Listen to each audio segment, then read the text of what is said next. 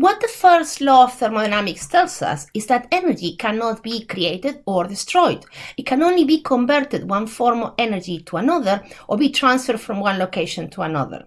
So what does it mean? It means that you can transfer energy from one form to another, from potential energy to kinetic energy, or from thermal energy to kinetic energy, or any energy transformation you can, electrical energy and thermal energy, any energy transformation you can think of from one type to the other.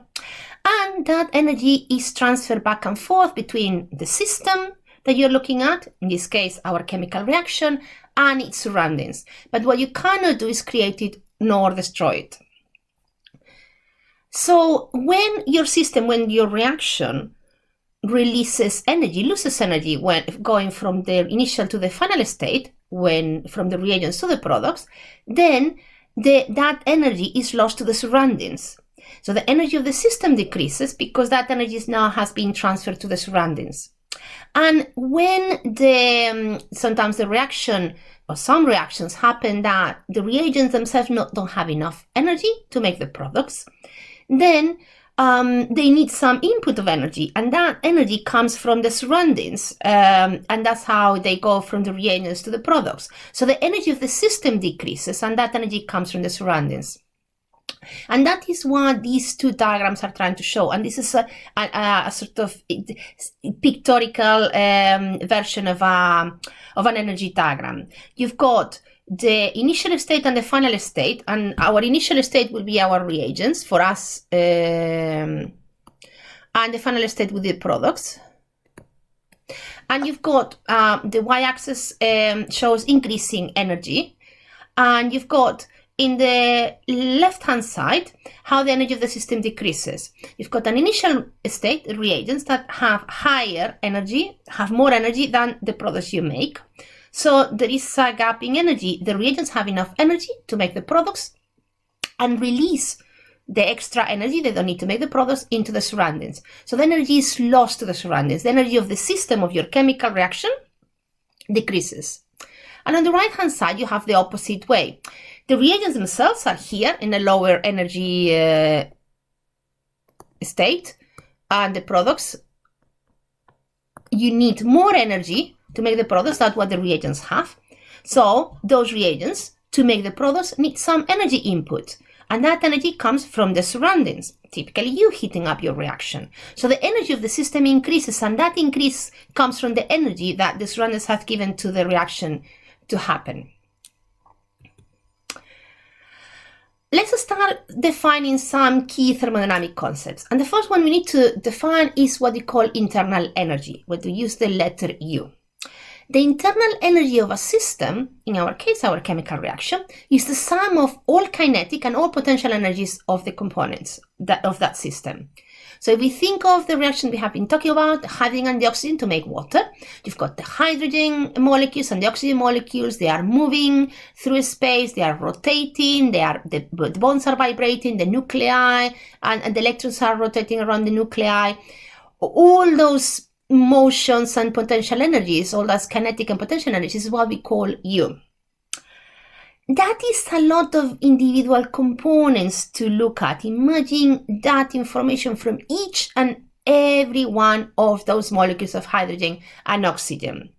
So it is impossible for us to measure absolute values of internal energy, at least with any degree of reasonable simplicity. But it doesn't matter, because what we can know, what we want to know actually, is not so much what's the energy of the reagents and the products, but what's the differing energy between the reagents and the products. Will the reagents have enough energy to make the products, and will they need some extra energy input from the surroundings?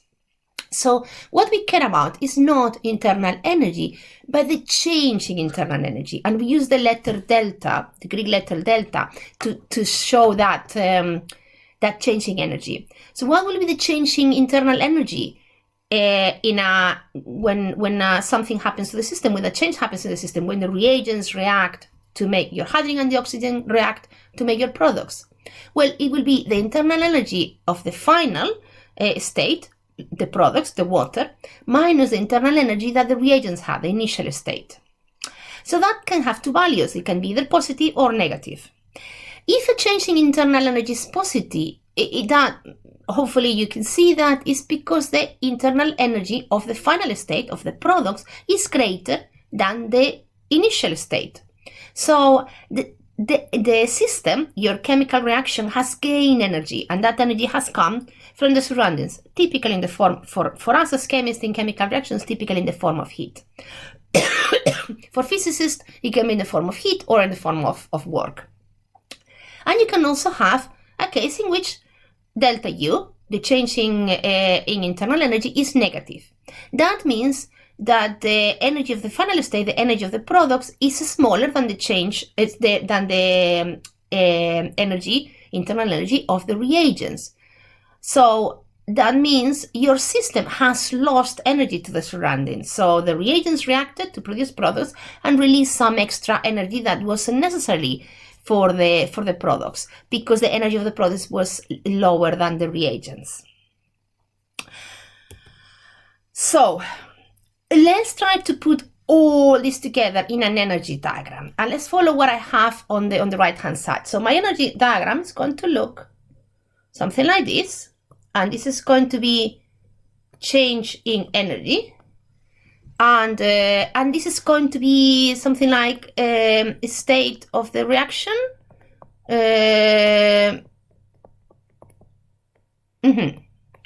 So the reagents, the reactants, hydrogen and oxygen, have a greater internal energy than the product, water. Okay, that tells me where the hydrogen and the oxygen are going to be with respect to the product. If they have a greater internal energy, that means the hydrogen and the oxygen have higher energy than the products, and my product is going to be water. This is some sort of arbitrary units. I'm not giving you numbers to put there in those lines.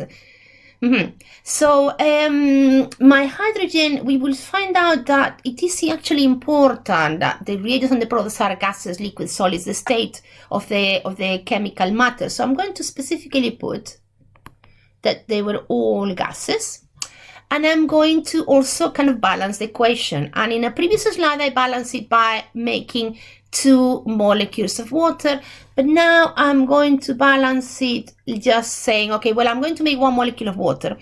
Or 1 mole of water. If I'm making only 1 mole of water, then I'm going to need 1 mole of hydrogen, but only half mole of oxygen.